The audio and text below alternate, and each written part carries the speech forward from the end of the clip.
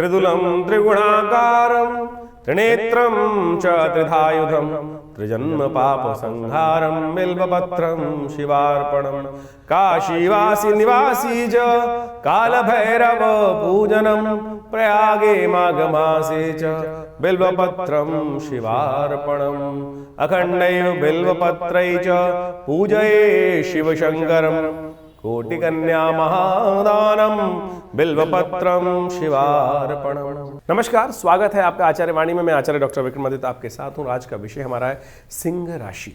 16 तारीख बृहस्पतिवार का अवसर, तृतीया तिथि है इस दिन और साथ साथ ग्रह नक्षत्रों का परिवर्तन का योग बन रहा है।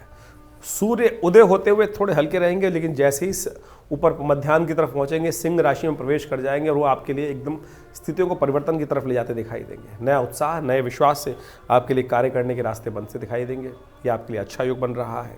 साथ साथ एक बात का और ध्यान रखिएगा, 15, 16, 17 तारीख में अश्लेषा और मघा नक्षत्रों का योग बन रहा है। 15 के मध्याह्न से अश्लेषा शुरू होगा, 16 के मध्याह्न तक रहेगा और फिर 17 के मध्याह्न तक विशेष तौर पर मघा नक्षत्र रहेगा। दोनों गंडमूल के अंतर्गत आते हैं। इन नक्षत्रों में जन्म लेने वाले जातक गंडमूल के अंतर्गत माने जाते हैं और कहा जाता है परिवार के लिए और स्वयं के लिए थोड़े भारी रहते हैं। इसलिए शास्त्र में कहा गया है 27 दिन तक इनकी मूल शांति करा लेनी चाहिए। और ये मूल शांति बड़ी साधारण है, कोई बहुत ज़्यादा व्यवधान नहीं है।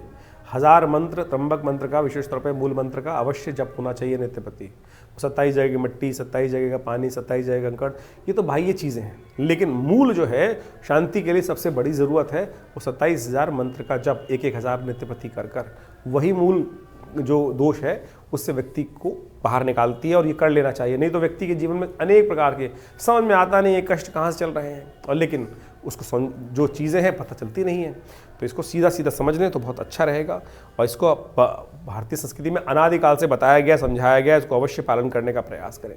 17 तारीख का अवसर शुक्रवार का अवसर है। चतुर्थी तिथि विद्यमान रहेगी। ग्रह नक्षत्रों के दृष्टिकोण से यदि हम कहें तो आपके लिए अच्छा आगे बढ़ने का योग बनता दिखाई दे रहा है। बस थोड़ा सा अपने सहयोग के हिसाब से कोशिश कीजिए, गरीब कन्याओं की सेवा जितनी हो सके उतनी करने का प्रयास करें। बहुत जल्दी ग्रह आपके परिवर्तन की तरफ जा रहे हैं। 21 तारीख को मंगल भी आपकी हिम्मतों को बढ़ाने के लिए योग बनाएगा, बहुत सुंदर परिवर्तन करने का योग बनेगा बहुत जल्दी। और साथ साथ कई ग्रहों का और परिवर्तन होने का योग बन रहा है, वो आपके लिए बड़ा अच्छा रहेगा। तो ऐसे में विशेष तौर पर ये दिन भी बड़ा विशेष है। यदि हम बात करें 17 तारीख की, इस दिन संकष्टी चतुर्थी है। चतुर्थी का योग है संकष्टी चतुर्थी, तिलकुट जिसे कहा जाता है। माताएं अपनी संतान की उन्नति के लिए बड़े श्रद्धा से भगवान गणेश का स्तवन करते हुए व्रत रखती हैं। तिल को कूटकर भगवान को उसके लड्डू बनाए जाते हैं, उस भगवान को भोग लगाया जाता है। और फिर तिल अपने आप में एक औषधि है, इम्यूनिटी को स्ट्रांग करता है, आपके आयरन की डेफिशिएंसी को ठीक करता है और साथ साथ आपकी जो शरीर के अंदर एंटीबॉडीज़ को डेवलप करता है और शरीर की रोग प्रतिरोधक क्षमता को बहुत बढ़िया से बढ़ा देता है। और ख़ासतौर पे कई ऐसी क्रिटिकल बीमारियां हैं जो बहुत सारी नहीं ठीक होती हैं, चाहे वो शुगर है, चाहे वो ब्लड प्रेशर है, इन सब के लिए जो तिल है वो अमृत के समान है। तो तिल के 6 प्रयोग शास्त्र में बताएंगे इस दिन करने के लिए। तिल का दान, तिल का भोजन, तिल से स्नान, तिल का मर्दन, तिल से यज्ञ और तिल का ही भोग, ये विशेष तौर पर लगाने का प्रयास करना चाहिए। तो इन सब के रूप में तिलकुट का बड़ा महत्व है। इसको आप अवश्य ध्यान रखते हुए कार्य करेंगे तो अच्छा रहेगा। कोशिश करें इस दिन विशेष तौर पर तिल से का दान अवश्य करने का प्रयास करें और तिल का प्रसाद भी लेने का प्रयास करें। तिल के लड्डू, तिल का विशेष तौर पर तिलकुट इत्यादि जो बनाए जाते हैं वो अवश्य उसका प्रयोग करेंगे तो अच्छा रहेगा। 18 तारीख का अवसर शनिवार का अवसर है और ये ग्रह परिवर्तन की तरफ बहुत सुंदर योग बना रहा है। बृहस्पति से पूर्ण दृष्टि प्राप्त कर चंद्रमा बड़े सुंदर तरीके से आपके द्वितीय भाव में बैठकर गजकेसरी योग का निर्माण करेंगे, जो कह रहे हैं आपके लिए बहुत सुंदर लाभ प्राप्ति के योग बनाते दिखाई दे रहे हैं बृहस्पति जो के साथ योग बनते हुए। ऐसे में जितनी मेहनत आज होगी उसके द्वारा वापस रहेगा। आने वाले 2-3 दिन आपके लिए आपके ग्राफ को बढ़ाने के योग बड़े सुंदर ग्रह बना रहे हैं। शनिवार का अवसर है और इन दिनों विशेष तौर पर शनि महाराज जो हैं वो आपके लिए थोड़ा सा जिदपना आपके अंदर अड़ा रहे हैं। तो जिद को ठीक करने के लिए हमारा आपसे अनुरोध है कि आप एक काम करें, इस वक्त हनुमान जी के मंदिर में जाकर थोड़ा उनके लिए पूजन कर लें तो अच्छा रहेगा। हनुमान चालीसा का पाठ करें और हो सके तो हनुमान जी को एक चूल्हा भी चढ़ा दीजिए। आपके लिए सुंदर योग बन रहा है, परिवर्तन का योग आपके लिए लाभ दे सकता है। थोड़ी जिद कन्वर्ट कम होगी, मंगल को भी ताकत मिलेगी इस तरह से, तो इसको उपयोग कर लीजिए। 19 तारीख का दिन रविवार का अवसर, पंचमी तिथि थोड़ी वृद्धि की तरफ है दिल्ली के पंचांग के अनुसार से, और ग्रह नक्षत्र आपके लिए बहुत अनुकूल अवस्था में है और ये समय सदुपयोग करने का है, अच्छे संपर्क साधने का है, चीज़ों को सही रूप से करने का है और जिद को त्यागने का है। रविवार का अवसर है, अवश्य इस बात का ध्यान रखें। शनि का शांत करने के लिए थोड़ा नवग्रह शांति महायज्ञ करें और गायत्री का यज्ञ अवश्य करें, वो आपके लिए अच्छा रहेगा। विवेकानंद योगाश्रम में इस दिन सामूहिक यज्ञ रहता है, आप यदि उसमें सम्मिलित होना चाहते हैं तो उसमें भी सम्मिलित हो सकते हैं। 20 तारीख सोमवार का अवसर, षष्ठी तिथि है और इस दिन थोड़ा सा ग्रहों का परिवर्तन का योग बन रहा है। बुद्ध महाराज आपकी बुद्धि में चलते हुए अस्त होने जा रहे हैं। ये थोड़ा सा आपके लिए आने वाले 2-3 दिनों में मुश्किलें पैदा कर सकते हैं, बहुत सारी थोड़ी समस्याएं उत्पन्न करने के दे सकते हैं योग। तो ऐसा थोड़ा बुद्ध को ताकत देने की ज़रूरत है और थोड़ा बुद्ध को ताकत देंगे तो अच्छा रहेगा। एक बात और ध्यान रखिएगा, इस दिन भद्रा का योग भी है जो सुबह 9:58 से आरंभ हो जाएगा, तो नए कार्यों को आरंभ करते हुए थोड़ा बचिएगा। तो इस प्रकार से ज्योतिष का जो विज्ञान है वो बड़ा चमत्कारी है। हर रोज़ ग्रहों का परिवर्तन का योग बनता है, वो परिवर्तन किसी के लिए अच्छा किसी के लिए खराब, वो योगा योग आपकी जन्मपत्री, आपके जन्म के समय, आपके कर्मानुसार उसका प्रभाव आपके जीवन में पड़ता है उस परिवर्तन का। और इन परिवर्तन को समझने के लिए ज्योतिष के दृष्टिकोण से उन काल गणनाओं को समझकर और अनुभव के द्वारा उस चीज़ को समझा जा सकता है कि ये प्रभाव क्या कुछ उत्पन्न कर रहे हैं, क्यों कर रहे हैं। सबसे पहला प्रश्न जो मनोमस्तिष्क में हर व्यक्ति के आता है, क्यों, सामने वाले के जीवन में कैसे और मेरे जीवन में क्यों कि नहीं हो रहा है। सब कारण प्रभाव जो है वो कर्म का ही है। अवश्यमेव भुक्तव्यम कृतम कर्म शुभाशुभम। और अनेक महात्माओं ने, संतों ने उस भाव को समझाने का प्रयास किया है। जो कर्म के प्रधान से, कर्म के द्वारा रचा गया चीज़ है वो बदली जा सकती हैं, बिल्कुल कर्म के द्वारा ही बदली जा सकती हैं। ज्योतिष तो काल गणना को पढ़ने का तरीका है कि किस प्रकार की जो हवाएं हैं, किस प्रकार का वातावरण है, कैसा कैसा बनेगा। लेकिन उसके बाद भी यदि समस्त ग्रह खराब भी हैं, तब भी आप अपने कर्म को सुधार कर उस उपाय को जो हम करते हैं, जो शास्त्र के दृष्टिकोण से बहुत विभिन्न उपाय शास्त्रों में वर्णित रहते हैं और अनुभव के द्वारा संत महात्मा गुरुजन इत्यादि बताते हैं, वो कर्म को बदलने का ही तरीका है। और आप इस बात को समझें, बहुत सारे लोग जिस प्रकार से ज्योतिष के ऊपर कुछ व्यंग भी उपस्थित कर देते हैं। अरे भाई, ज्योतिष तो काल गणना को बता सकता है और समझा सकता है आपको, और यदि कोई बदलना चाहे तो उसको बदल भी सकता है। उसके लिए सबसे पहले धैर्य की आवश्यकता है, विश्वास की आवश्यकता है।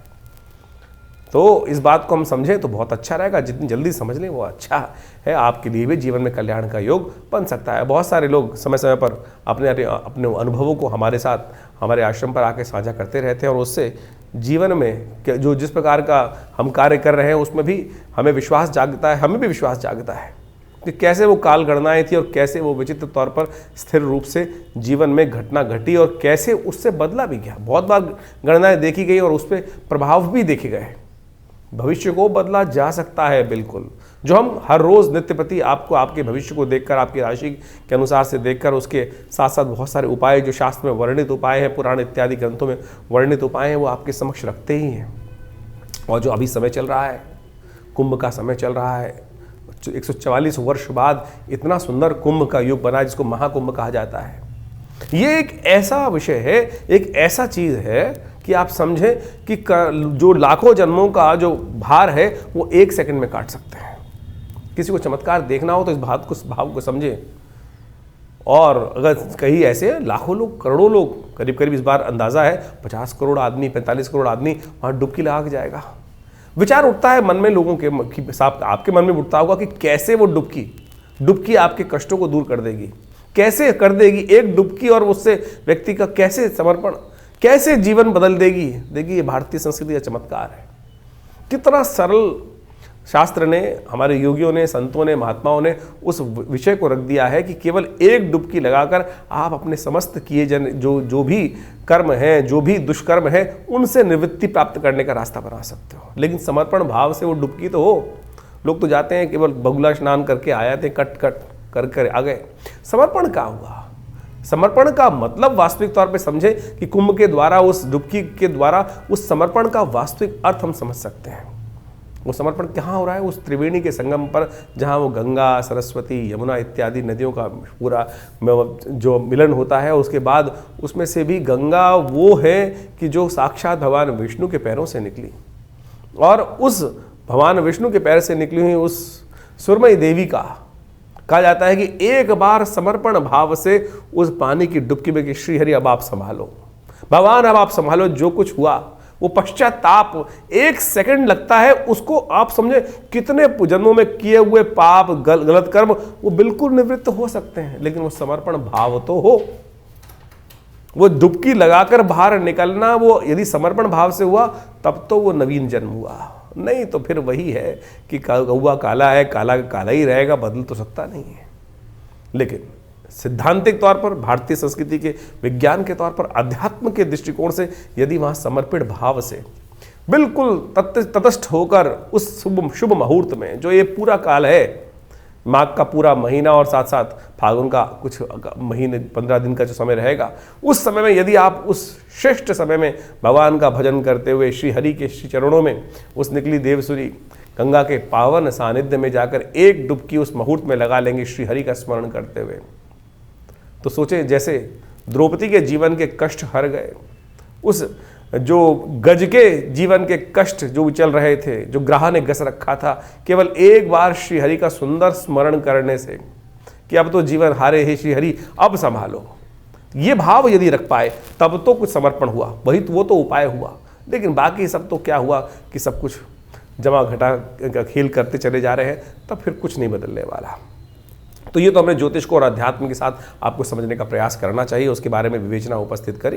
तो आपने आपकी राशि के दृष्टिकोण से जो कुछ प्रभाव है वो आप नित्य प्रति हमारे साथ जुड़ते ही हैं। और इसके अलावा आपके मन में भी कोई प्रश्न चल रहे हो तो चिंता ना करें, ये हमारा जो कार्यक्रम है आपके साथ हमेशा रहता ही है और आपके प्रश्नों का समाधान भी हम लगातार देने का प्रयास करते हैं। बहुत सारे लोगों के कार्यक्रम में हमारे व्हाट्सएप मैसेज भी आ रहे हैं और लगातार प्रश्नों के समाधान हमारे यहाँ से दिए भी जा रहे हैं, लेकिन इतना समय नहीं होता है कि हर व्यक्ति के प्रश्नों का समाधान हम देने का प्रयास करें। विभिन्न समय पर आश्रम में रविवार को जो कार्यक्रम होता है उसमें भी आप आकर बैठ सकते हैं और यज्ञ में भाग ले सकते हैं और वहाँ भी जो प्रत्यक्ष रूप से मिलने का प्रयास करेंगे तो अच्छा रहेगा।